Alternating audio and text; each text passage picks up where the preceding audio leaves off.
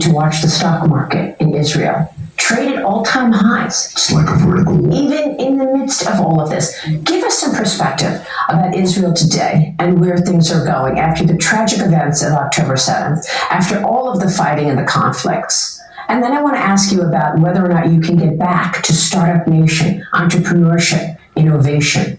We never left it. Are those people now in the reserve? Oh yeah, but the army. Well, first let's understand there are two innovation nations in the world. One is called the United States of America, and the other is called Israel.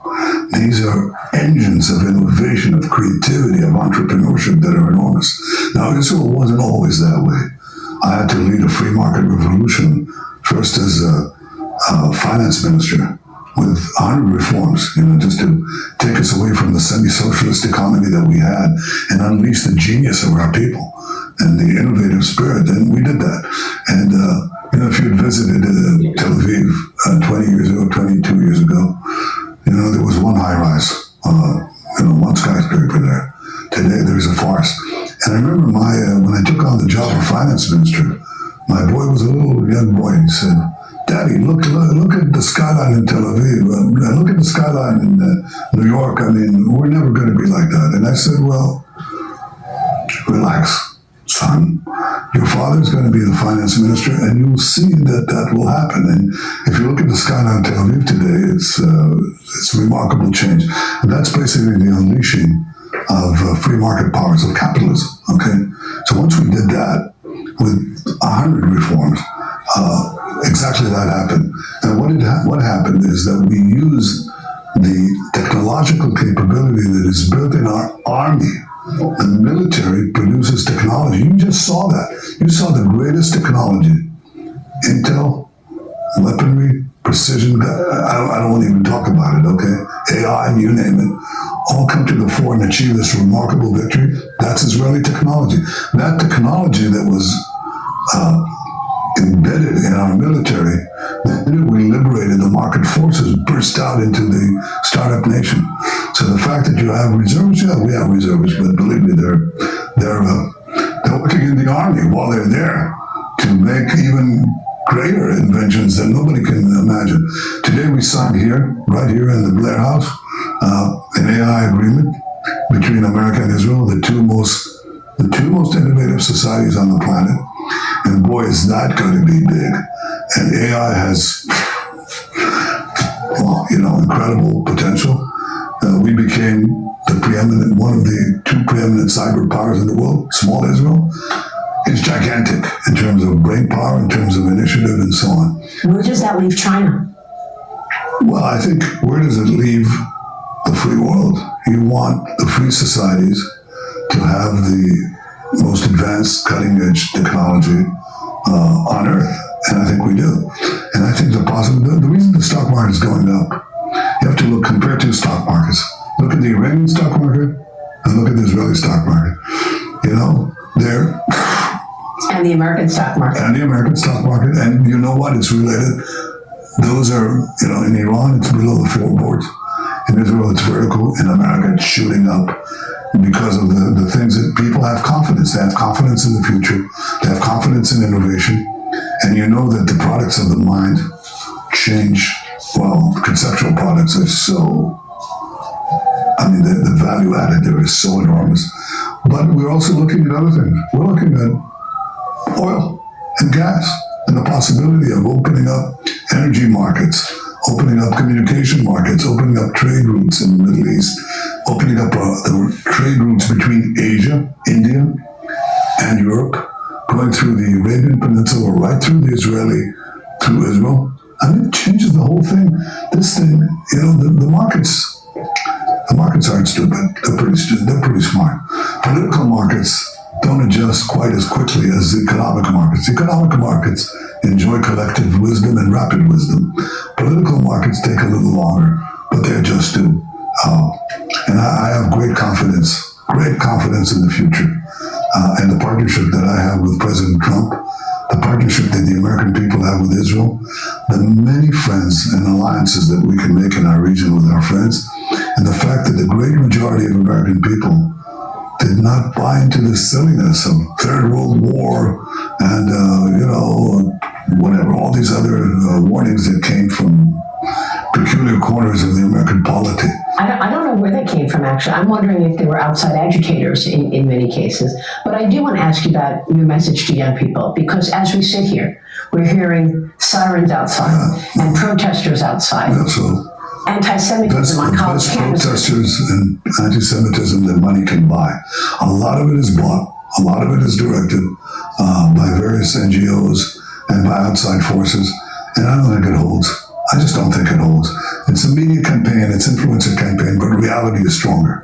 You build a future on reality and on hope. You don't build it on falsehoods and despair. We have an achievement of a great victory, a historic victory, and the movement that none of this manufactured fluff. It's nothing. I think it's very bad that some young Americans are taken in by this, but ultimately, they're patriotic. They'll figure it out. It just doesn't wash. And I wouldn't be impressed by it. But I think that I think this is a great moment. It's a pivot of history. And I think it'll sweep away everything else. It's an incredible moment, and what you've led is extraordinary, sir. You didn't even discuss this with your wife. Oh. How's your family doing? Well, my son I couldn't tell my son he was going to have a wedding. And it was scheduled 3 days after the attack, and I couldn't tell him that it's not going to happen. So, it's kind of amazing. But my wife has been a tremendous partner for me. I couldn't obviously tell her all the things, and spent 12 days in a different place. But she's been an extraordinary partner. And I always describe the story of one of our great spiritual leaders. We've had 3 or 4 eminent scholars and thinkers and rabbis in our history in 3,000 years, 3,500 years. And one of them was named Rabbi Akiva. Okay, this is the Roman period, that 2,000 years ago. And he was illiterate. Okay, he was illiterate up to the age of 40. But he was lucky enough to marry his wife, Rachel. And she prompted him to learn to read and write. And at the age of 40, he learned how to read and write, and he became one of the greatest spiritual leaders of the Jewish people in thousands of years. And you know what he said? He said about Rachel, his wife, he said, what is mine is hers. Everything that is mine is hers. And that's what I say about my wife, Sarah. Everything that is mine is hers. That's what my husband said to me on my wedding day. He did well. Oh boy, we've got more, and the bulk of the interview coming up in the next hour, of course. Prime Minister. Mr. Prime Minister, thank you so much for sitting down with us. Thank you. It's a pleasure to see you again. Congratulations on winning this 12-day war and defeating the Iran military. Well, it was a joint effort, and I couldn't have had a greater partner, a great leader of the free world, the greatest friend Israel's ever had in the White House. President Trump has been amazing in our partnership, both our personal partnership and the partnership between Israel and America facilitated the strength of this victory and the fruits that we can garner from it. I want to ask you about that. I want to talk more about the Iran process, how this all played out. But let me start with one of the reasons that you're here. And you have been meeting with President Trump about a potential ceasefire with Hamas. Where does that stand? Will you agree to some of these new recent demands of Hamas? Well, look, we are talking about a 60-day ceasefire in which half the live hostages and half of the deceased hostages would be returned to Israel by these Hamas monsters, And yes, I think we're getting closer to a deal. I think there's a good chance that we'll have it. And that's very good because we've already released, they took 255 innocent people hostage, these criminals, keeping them in these dungeons, underground dungeons, in horrible conditions. On the first day of the war, a very senior defense official said in Israel, you have to get used to the idea that you're not going to even see one of them alive. And I said, no, I don't believe that. I think the combination of military pressure and political pressure will get them out. So far, we got 205 out. 205 and 148 alive. Now we have 20 alive left and 30 deceased. If we can get half of them now, let's do it. But I'm committed to getting all of them out and getting Hamas out of the picture too, because we're not going to keep these. It's like keeping the Nazi SS. They're actually as bad, in some cases worse than the Nazis. They're not going to be there. So we get our hostages out. We're going to take out Hamas, and we're going to make sure that Gaza no longer poses a threat to Israel or to anyone else. So would you be poised to agree to some of those demands, such as the UN back in charge of humanitarian food distribution? Well, among them, but we have our own distribution system that has been established to prevent Hamas from stealing the food that is supposed to go to the population. They steal it, they take it for themselves, and the remainder they hike the prices and basically extort the Palestinian population in order to use it to continue recruiting people to their war machine, so their terror machine. So obviously, we don't want to give up the thing that we began with, which is distribution that goes directly to the people. It doesn't go through the Hamas, the Hamas pillage.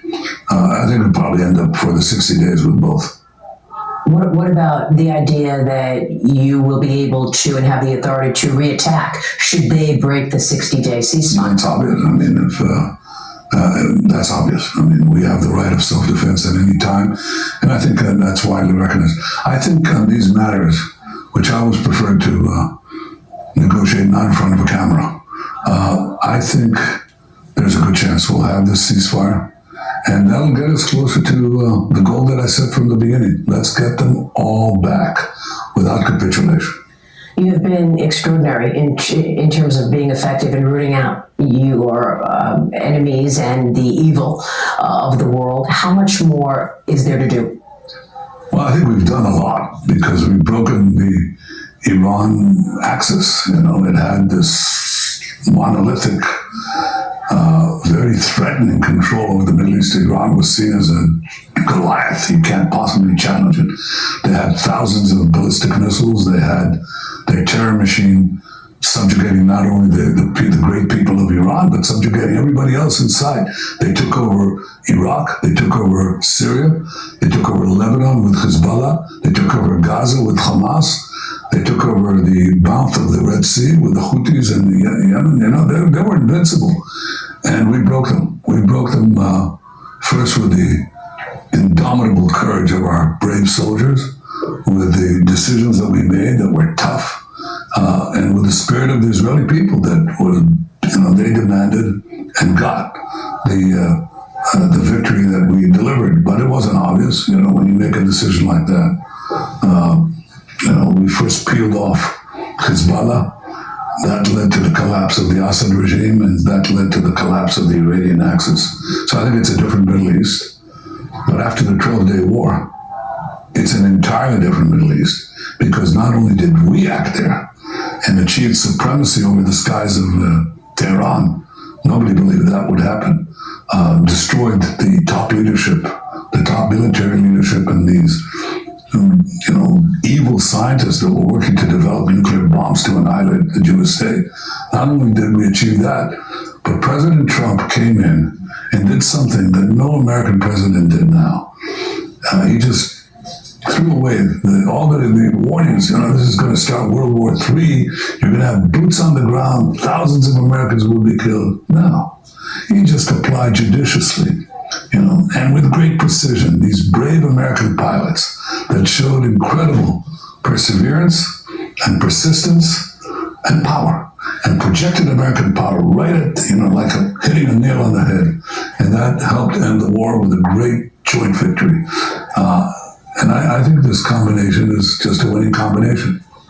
And I'll just say this. President Trump and I have a doctrine.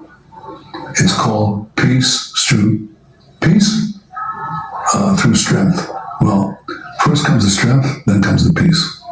And we showed a lot of strength, and I think we have a lot of fruits of peace to reap. We can expand the Abraham Accords. We can create a reality in the Middle East that is unimaginable. And it's going to give prosperity and stability, possibilities that have never been available in the last 100 years and more. On Monday, you told President Trump that you nominated him for the Nobel Peace Prize, Right. that you sent a letter to the Nobel Prize Committee. Have you heard back? Can you tell us more? Well, I don't know if the letter reached them, but they now know it's en route. And the reason I said that is, first of all, because he already deserves it. He helped broker the historic Abraham Accords in which Israel made peace with 4 Arab states. We worked on this together secretly for 3 years, and wham, in 1 month, we made 4 peace treaties, which is by itself should have given him the Nobel Prize already. But he's not stopping. I mean, he made peace between Rwanda and the Congo. That was a bloody conflict, and he just made that peace. He helped make the peace now between India and Pakistan. That could have been, what can I tell you, a global confrontation. And he's working now on peace on other fronts. And we're working together on exploiting the victory to make a lot of peace treaties in the Middle East. So if anyone deserves a Nobel Peace Prize, it's President Trump. And it's high time that he was given the accord that he deserves and that peace deserves. This is a real peace, Nobel Peace Prize, a real one, not a fake one, and a great one. President Trump told me that he does not believe that the Iranian regime moved any enriched uranium before the U.S. struck those 3 facilities. Do you agree with that? Do you believe that Iran has hidden any enriched uranium? Well, we think we know where it is. It's sort of buried underground. And we don't have contrary information. That's our intelligence too. But I think, it's like we had 2 lumps of cancer. One was that could kill you. One was the nuclear cancer, and they were rushing to weaponize their enriched uranium. When they did that, after we crushed Hezbollah and after we got rid of Nasrallah, they were, the Iranian axis in the Middle East was broken. So what did they have left? Well, they rushed to nuclear weapons and to that was one cancerous growth that could have killed us. How close were they to the bomb? I think within a year they would have had. Within a year? Within a year, and probably more than 1 bomb. So that would have been, and they say openly, death to Israel, death to America. They, unlike other nuclear powers, they could probably throw that weapon at us, and that's the end of Israel and the end of Jewish history. That's not going to happen. We couldn't allow it. But the other lump of cancer that we had was ballistic missiles. They were going to develop, they were going to have a manufacturing capability of 300 ballistic missiles a month. That's within 5 years, they would have had 20,000. And if we didn't destroy their manufacturing capability, that's worth like 2 atom bombs on a country the size of New Jersey, Israel. So we had to act. If we didn't act, we die. You take out the cancer. That doesn't mean it couldn't come back. It's clear that if you don't take out the cancer, you're going to die. So we had no choice, and we acted with great force and great surprise and great success, and with President Trump's help and these brave pilots, American pilots. So what is your expectation of Iran's nuclear capability today? I don't think they have it, but I think they might try to resurrect it. And in order to achieve the full fruits of victory, we have to make sure that they don't have the capacity to rebuild. And the one thing that we didn't deal with, and we knew we didn't deal with, was the enriched uranium. So it has to be made clear to them, and I think it has been, that they don't get this enriched uranium. Mind you, enriched uranium is not enough to make atomic bombs, okay? It's a necessary component, but it's not sufficient. So we want that necessary component to be under control too, and I think the Iranians understand that what the U.S. and Israel did once, we could do twice and thrice. I mean, why should we trust that they would not start up again? Because they're afraid. Because they know, they felt the might of America, the might of Israel, and the combined might of Israel and America. And as I said, you have brave pilots. Our pilots struck like lightning. Our soldiers fought like lions.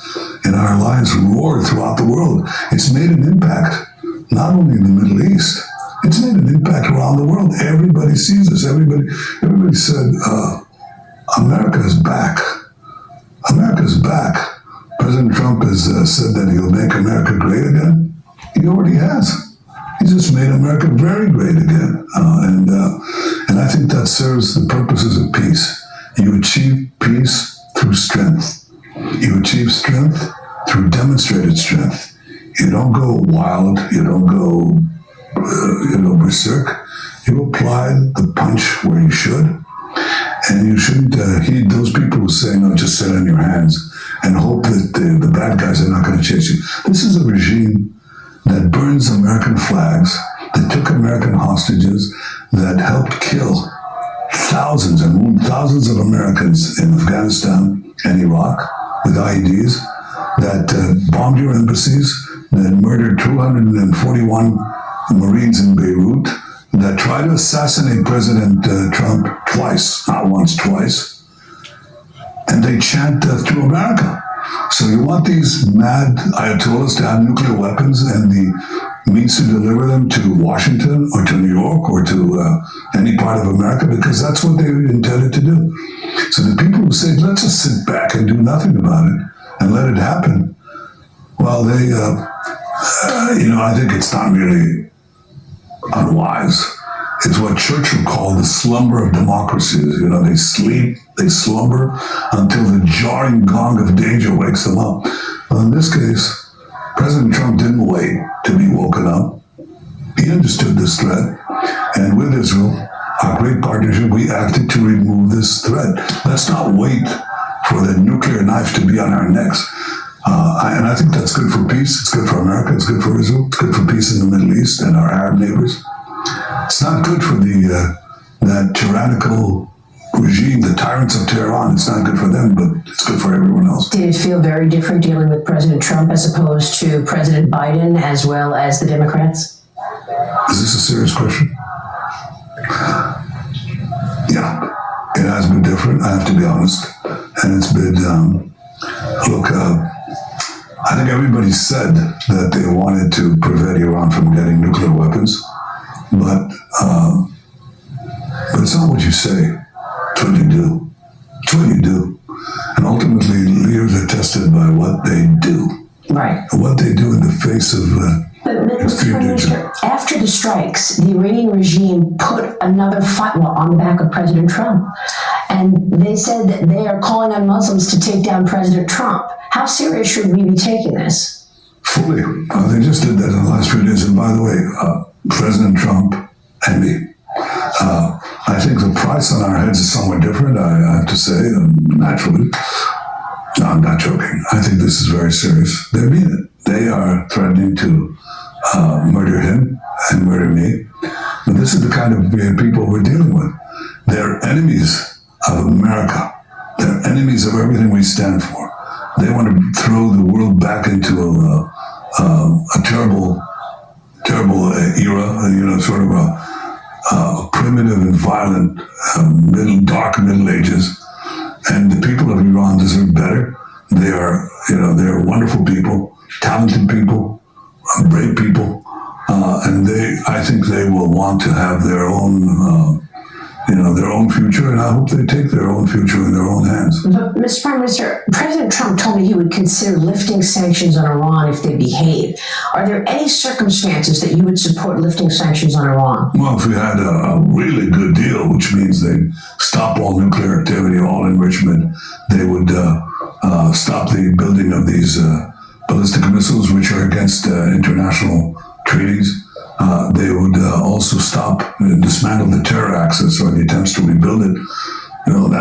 That would be a good deal, but I think that would be the regime that is there. That regime has a built-in DNA, and that DNA says no America and no Israel, which stands in the way of getting to America. They want to develop long-range ballistic missiles with nuclear warheads to threaten you and threaten every American, and that's what has been stopped. And it's for the good of all Americans, for the great majority that understand it, and for the small minority that doesn't. They've been now safeguarded by our common action. And the White House has been reaching out to Syria. Are you now working on a non-aggression pact with Syria? And would you expect Syria to even be among those to join the Abraham Accords? I think there are opportunities now. I don't think it's, I think that, remember President Wilson used to say, I believe in open covenants, openly arrived at. I have a slight change in that formulation. I believe in open covenants, secretly arrived at. So whatever we can, whatever we can do in diplomacy, I think we should do discreetly and then surprise people. We worked for 3 years for the Abraham Accords, and then all of a sudden we surprised people with 4 peace treaties, and I think more are coming. What can you say about Saudi Arabia? Because Saudi Arabia initially said we cannot recognize Israel the way that the others have in the Abraham Accords unless there is a Palestinian state or a path toward that. So where are we on that? In terms, would it be that the Saudis would help rebuild Gaza and that would suffice? No, it could happen. I hope it does. But I'll tell you what I think. We were on the verge. We were very close to making a peace agreement with the Saudis. In fact, we both appeared. The Crown Prince, Mohammed bin Salman, appeared on, on Fox News, talked about the imminent possibility of peace between Saudi Arabia and Israel. Then I was interviewed on Fox News, and I said, yeah, I think it's imminent. And a few days later, we had the horrific October 7th massacre, the worst attack on Jews since the Holocaust. These monsters attacked our people, beheaded men, raped our women, burnt babies alive, and took these hostages. And so that brought us into this great turmoil that we've had to fight to roll back this aggression and roll back the Iranian patrons of the. They didn't build up, they built down terror tunnels. They took all the money that they received and turned it into a terror army and rockets and horrible weapons of war to massacre our people. And they're committed to the destruction of Israel. They don't want to build a state, they want to destroy a state, the Jewish state. And I think the people of Israel say, we can't let that happen again.